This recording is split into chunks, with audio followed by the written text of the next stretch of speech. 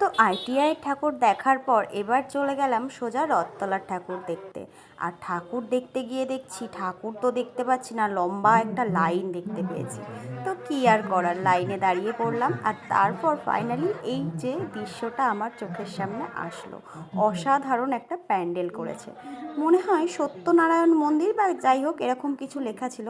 তো দারুণ, জানো তো কালারগুলো পুরো লাইটিং দিয়ে মানে কালার চেঞ্জ হচ্ছিল এর ভিতরে।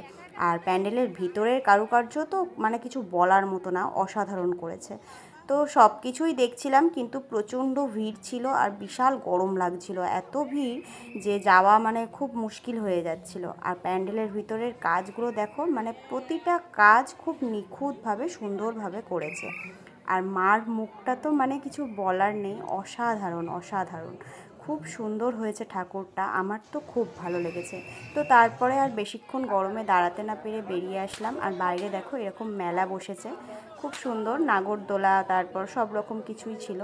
তো তারপর চলে আসলাম। আর রাতের বেলা পায়রাডাঙ্গার অবস্থা দেখো। এখন রাত্রিবেলায় আমরা বাড়ি যাচ্ছি, আর স্টেশন দেখো পুরো ফাঁকা। আর একটা জিনিস, রাত কটা বাজে জানো এখন?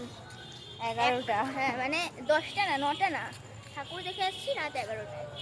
এটা পুজোর সময় হতেই থাকে। তো চলো আজকের ভিডিওটা শুধু এইটুকু, জামা কাপড় কেনার সময় হয়। দেখা হচ্ছে পরের ভিডিওতে। টাটা।